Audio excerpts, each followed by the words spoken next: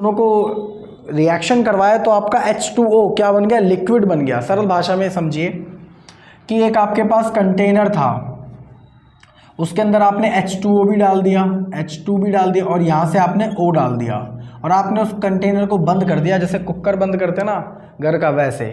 और जब आप थोड़ी देर बाद आए तो ये जो गैसें थी ये तो पानी बन गई।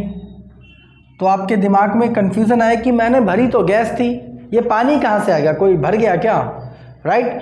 तो उस फॉर्म में जब दो गैसेज H2 और O मिलते हैं तो आपका क्या बनता है, लिक्विड फाउंडेशन होती है, क्या होती है, H2O, वाटर बन जाता है। तो कैसे आप सब लोग, आई होप आप सब बहुत अच्छे होंगे। मैं अपने यूट्यूब चैनल के और स्टडी पॉइंट में आप सभी का स्वागत करता हूं और कॉन्ग्रेचुलेशन करता हूं, आप लोग 10th क्लास में आ गए हैं। कई सारे बच्चे 9th क्लास के जो थे वो दौड़ते दौड़ते 10th क्लास में आए होंगे और कई रिंगते रिंगते आए होंगे, तो वो सब मैटर नहीं करता है, बस आप 10th क्लास में आ गए हो, अब आपको बोर्ड की तैयारी करनी है, तो उन सभी के लिए ऑल द बेस्ट। और जिन बच्चों की तैयारी नहीं है, जो 9th क्लास से 10th क्लास में रेंगते रेंगते नहीं घिसड़ते घिसड़ते आए हैं, उनको तैयारी करने की बहुत ज़्यादा ज़रूरत है। अब पढ़ने लगो, दिसंबर चालू हो गया है, आपको 3 महीने बाद ही बोर्ड में बैठना है।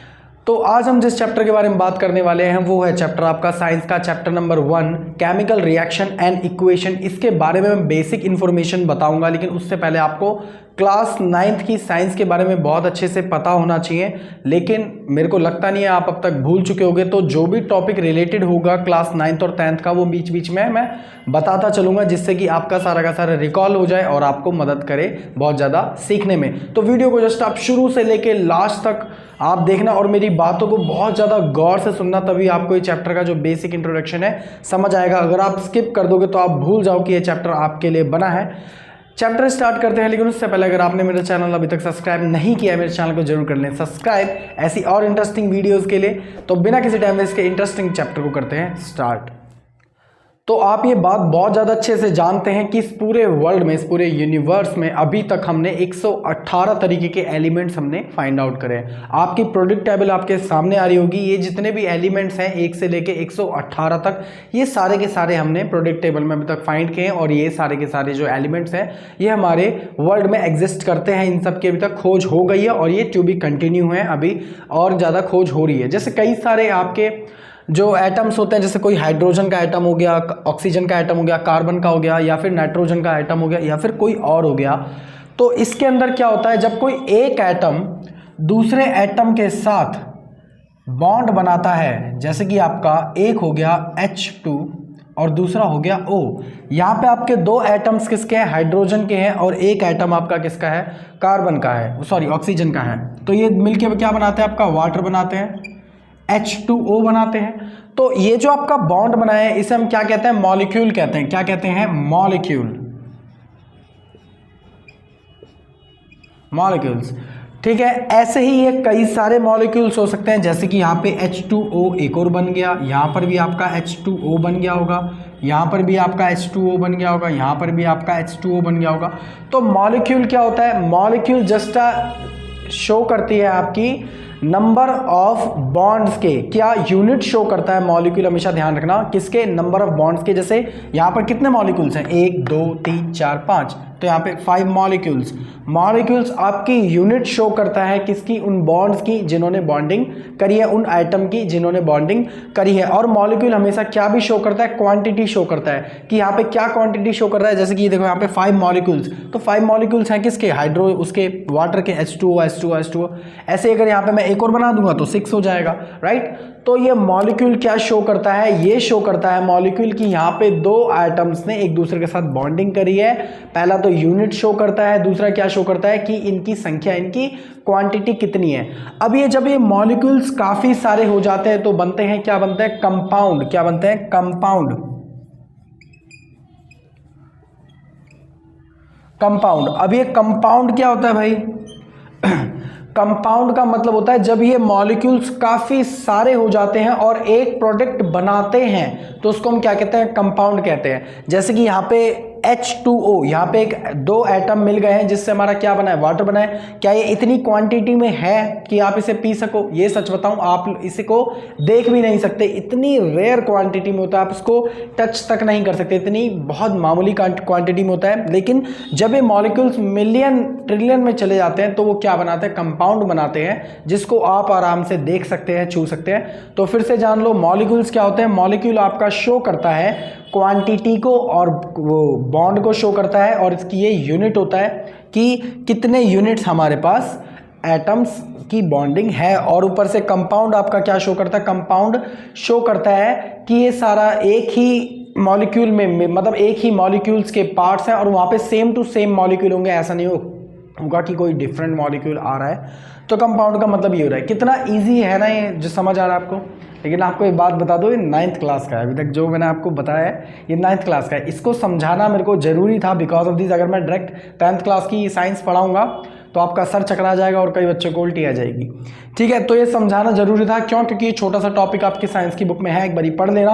अब हम चलते हैं 10th क्लास की साइंस पे, और जो पहला क्वेश्चन है व्हाट इज केमिकल रिएक्शन, तो उसको अब हम पढ़ेंगे बहुत अच्छे से। वो एग्जाम में पक्का आता है कि केमिकल रिएक्शन क्या होती है, तो उसको पढ़ते हैं। तो ये मोस्ट इंपॉर्टेंट क्वेश्चन है 10th क्लास के फर्स्ट चैप्टर में कि व्हाट इज केमिकल रिएक्शन। तो केमिकल रिएक्शन क्या है? सबसे पहले तो आप इसे सरल भाषा में जान लो। इसकी जो थ्योरी है मैं पीछे लिखवा चुका हूँ, जो इसका आंसर है वो मैं पीछे लिखवा चुका हूँ, वो बाद में देखेंगे। एक बार सरल भाषा में जान लो कि केमिकल रिएक्शन क्या होती है। जब दो कंपाउंड्स के मॉलिक्यूल्स को एक दूसरे के पास लाया जाता है और रिएक्शन कराई जाती है, तो जो पुराने बॉन्ड्स होते हैं वो टूट जाते हैं और नए मॉलिक्यूल्स बनते हैं जिनकी अलग अलग प्रॉपर्टीज़ एंड आइडेंटिटीज़ होती है। जैसे कि कोई अगर रिएक्शन है, उसको हमने उसके मॉलिक्यूल्स को निकाल लिया, उसके बॉन्ड्स को ब्रेक हो जाएंगे, फिर वो जो नए मॉलिक्यूल्स बनेंगे उनकी नई आइडेंटिटीज़ होगी और नई नई प्रॉपर्टीज़ होगी। उसे ही हम क्या कहते हैं, केमिकल रिएक्शन कहते हैं। सरल भाषा में कहूँ तो पुराने बॉन्ड्स का टूटना और नए बॉन्ड्स का जुड़ना ही केमिकल रिएक्शन कहलाता है, जिसके अंदर सारी की सारी प्रॉपर्टीज़ एंड सारी की सारी आइडेंटिटीज़ चेंज हो जाती है। उसको हम क्या कहते हैं, केमिकल रिएक्शन। अब इसका एक बार आंसर हम पढ़ लेंगे। देखो केमिकल रिएक्शन का आंसर क्या है, ये कह रहा है substance undergo chemical change to produce new chemical substance with new chemical identities and properties. ये भी यही कह रहा है कि जब हम मॉलिक्यूल्स को, जो सब्सटेंस है उनके जो मॉलिक्यूल्स हैं उनको एक दूसरे के पास लेके आते हैं तो प्रोड्यूस न्यू केमिकल सब्सटेंस, नए केमिकल सब्सटेंस बनते हैं and new chemical identities and properties. तो आइडेंटिटी और प्रॉपर्टीज भी बनती है।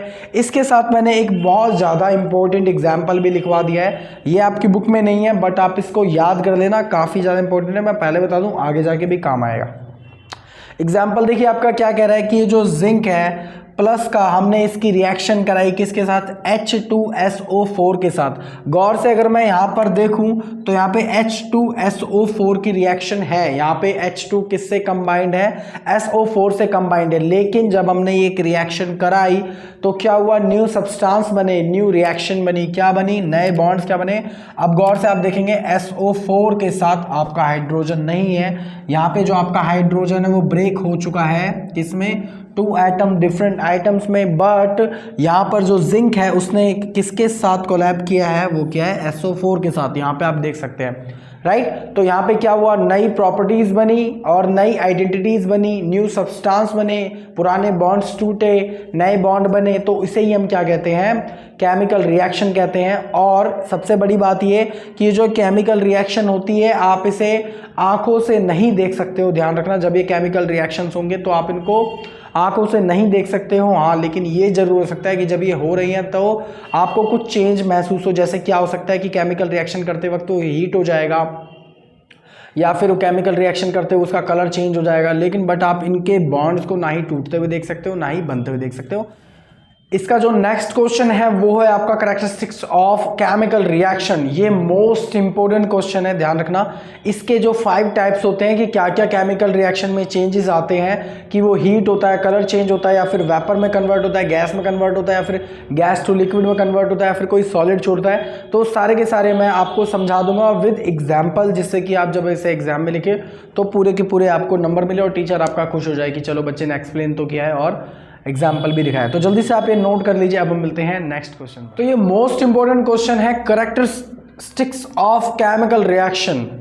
तो कैरेक्टरिस्टिक्स क्या होता है केमिकल रिएक्शन, मैं फिर से एक बार समझाता हूँ कि कैरेक्टरिस्टिक्स ऑफ केमिकल रिएक्शन का मतलब होता है कि जब केमिकल रिएक्शन एग्जिस्ट करता है, जब वो होता है तो उसके अंदर क्या क्या चेंजेस आते हैं और किस किस तरीके के चेंजेस आ सकते हैं। देखो भाई, जब केमिकल रिएक्शन होता है तो मोस्टली 5 तरीके के ही रिएक्शन आते हैं और आपकी बुक में चेंजेस आते हैं और आपकी बुक में भी यही दे रखा है। बस आप ये 5 एग्जाम्पल लिख देना विथ जो मैंने इक्वेशन लिखवा रखी है, आपको पूरे नंबर मिलेंगे और टीचर बहुत ज़्यादा खुश हो जाएगी कि एक्सप्लेन तो कर ही रखा है, नेम भी लिख रखा है और एक एग्जाम्पल भी दे रखा है। तो सबसे पहला जो बड़ा जो चेंज आता है वो होता है आपका केमिकल रिएक्शन में होता है चेंज इन स्टेट। क्या आता है? Change in state. इसका मतलब ये होता है कि जब दो हम डिफरेंट एटम्स को, उनके मॉलिक्यूल्स को एक दूसरे में मिलाते हैं तो उनका स्टेट ही चेंज हो जाए। स्टेट का मतलब क्या होता है? यूपी बिहार। स्टेट का मतलब होता है कि वो गैस में है या लिक्विड में है, सॉलिड में है। तो सबसे पहले देखिए, जो आपका हाइड्रोजन है ये गैस में है, ऑक्सीजन भी आपका किस में है? गैस में है। और ये आपका जब आपने इन दोनों को रिएक्शन करवाया तो आपका H2O क्या बन गया? लिक्विड बन गया। सरल भाषा में समझिए कि एक आपके पास कंटेनर था, उसके अंदर आपने H2O भी डाल दिया, H2 भी डाल दिया और यहाँ से आपने O डाल दिया और आपने उस कंटेनर को बंद कर दिया, जैसे कुकर बंद करते हैं ना घर का, वैसे। और जब आप थोड़ी देर बाद आए तो ये जो गैसें थी ये तो पानी बन गई। तो आपके दिमाग में कन्फ्यूज़न आया कि मैंने भरी तो गैस थी, ये पानी कहाँ से आ गया? कोई भर गया क्या? राइट। तो उस फॉर्म में जब दो गैसेज H2 और O मिलते हैं तो आपका क्या बनता है? लिक्विड फाउंडेशन होती है। क्या होती है? H2O, वाटर बन जाता है। ठीक है। तो चेंज इन स्टेट मतलब जब दो डिफरेंट स्टेट होते हैं और कोई दूसरा डिफरेंट स्टेट बनता है तो उसे हम क्या कहते हैं? Change in state.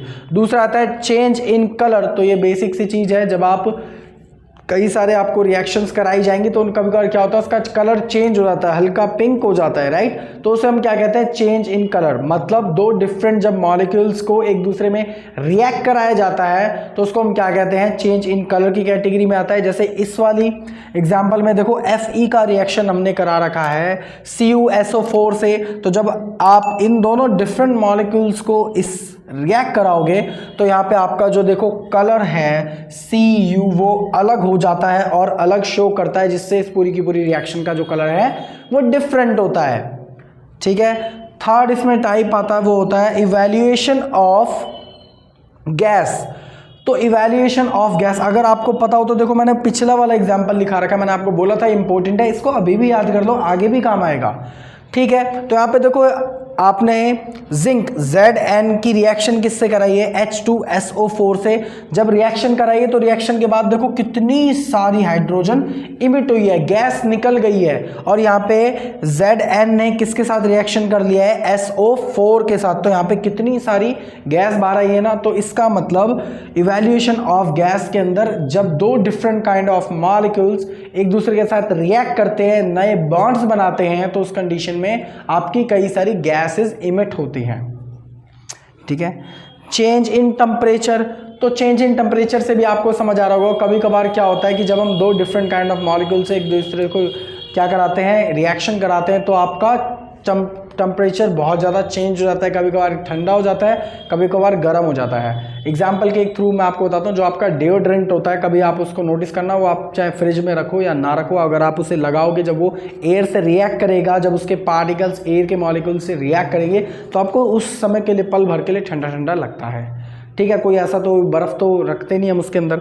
ठीक है। और ऐसे ही कभी कभार जो आपकी दीवारों पे जो वाइट वॉश होता है, जो वाइट वॉश है, जब उसके अंदर हम वाटर के अंदर हम कैल्शियम को मिलाते हैं, चूना पत्थर को मिलाते हैं, तो ये वो बाल्टी बहुत ज़्यादा गर्म हो जाती है, इतनी गर्म हो जाती है जैसे कि चाय। ठीक है। तो क्या होता है, वहाँ पे टेम्परेचर चेंज हो जाता है। यहाँ पर भी देखो मैंने यही करा रखा है कि CaO को की रिएक्शन जब मैंने वाटर से कराई है, देख रहे हो, कैल्शियम की वाटर से, जैसे कि वही वाइट वॉश वाली के रिएक्शन है। तो CaO की जब हमने H2O से हमने रिएक्शन कराई है तो यहाँ पर चेंज इन टेम्परेचर हो गया है, जो वाटर का जो टेम्परेचर है वो काफ़ी ज़्यादा हो गया है, सिंपल भाषा में ही कहूँ तो। अब जो सबसे इम्पोर्टेंट इसके अंदर आता है वो होता है फॉर्मेशन ऑफ पर्सिपिटेट। तो ये पर्सिपिटेट का मतलब होता क्या है, सबसे पहले आप ये जान लो, उसके बाद मैं इसका एग्जाम्पल आपको समझाऊंगा। सपोज कि आपने किसी कंटेनर में कंटेनर नहीं है तो कुछ और ही बन गया। आपने किसी कंटेनर के अंदर दो चीज़ें मिक्स करी, जैसे आपने कैल्शियम मिक्स कर लिया या फिर NO3 आपने मिक्स कर लिया और KL लो, इसी इक्वेशन से कराते हैं, ये मिक्स कर लिया। जब आप इन दोनों को कराओगे तो ये दोनों क्या है, वाटर की फॉर्म तो एग्जिस्ट करेंगी, मतलब एक लिक्विड फॉर्म में तो होंगी, लिक्विड स्टेट में तो होंगी, और बट ये ढंग से डिजॉल्व नहीं होंगी। इसके नीचे कुछ सॉलिड कुछ क्या हो जाएगा, नीचे स्ट्राइक करेगा इसके बेस के ऊपर। ध्यान रखना जो भी आपका कंटेनर होगा। फिर से समझ लो, पर्सिपिटेट का मतलब होता है कि जब भी आप दो डिफरेंट काइंड ऑफ मॉलिक्यूल्स को मिक्स करोगे तो वो मिक्स हो जाएंगे, बट डिसोल्यूशन के टाइम पर, घुलने के टाइम पर उसके नीचे जो बेस के ऊपर क्या सॉलिड आपको मार्बल्स या कुछ और चीज़ दिखाई देगी, उसे ही हम क्या कहते हैं सरल भाषा में पर्सिपिटेट। ध्यान रखना। इसका एग्जाम्पल भी देखो मैंने दे भी रखा है, PB ब्रैकेट में NO3 की स्क्वायर, मतलब स्क्वायर नहीं सॉरी, नीचे दो हैं यहाँ पे NO3 के मॉलिक्यूल्स दो हैं, प्लस का KL कि जब हमने रिएक्शन कराई है तो आपका ये बन गया है PbI2KNO3। सिंपल। ये आप एग्जाम्पल बहुत ज़्यादा अच्छे से उतार लेना। अगर आप एग्जाम्पल नहीं उतारोगे तो आपको आधे नंबर मिलेंगे, अगर आप ये उतारोगे तो टीचर एकदम खुश हो जाएगा कि इस बच्चे ने समझाया तो है और ऊपर से एग्जाम्पल के थ्रू शो भी कराए कि ये क्या क्या चेंजेस हैं। तो आई होप आपको ये वीडियो अच्छी लगी होगी। अगर आपको फिर भी कुछ नहीं समझ आया तो बेझिझक आप मेरे को कमेंट कर सकते हैं, कमेंट का रिप्लाई मैं दूंगा। मेरी इंस्टाग्राम ID यहाँ कहीं शो हो रही है, आप उसे फॉलो मत करिए, वहाँ पर जाके पूछ सकते हैं, उसका भी रिप्लाई हम देंगे। हम अपनी मैथमेटिक्स 10th क्लास की सारी लगभग 80-85% खत्म कर चुके हैं। अगर आपको कोई भी उसकी वीडियो चाहिए तो जस्ट आप इसके पीछे की कंटिन्यूस या फिर मेरी प्लेलिस्ट जाके देख सकते हैं। सारी की सारी वीडियो आपको वहाँ पे मिल जाएंगे, आपके सारे वहाँ पे डाउट क्लियर हो जाएंगे। आप अब प्रैक्टिस करना चालू कर दीजिए, जस्ट 2-1 महीने बाद ही आपका बोर्ड है। तो जब तक के लिए ऑल द बेस्ट। अगर आपको वीडियो अच्छी लगी तो वीडियो को जरूर कर देना लाइक। अगर आप मेरे चैनल पर पहली बार आए हो तो चैनल को बिना सब्सक्राइब करे जाना मत, ईमानदारी से सब्सक्राइब कर देना। तो मिलता है किसी और वीडियो में क्वेश्चन करते हुए, साइंस को एक्सप्लेन करते हुए। जब तक के लिए जय हिंद, जय भारत।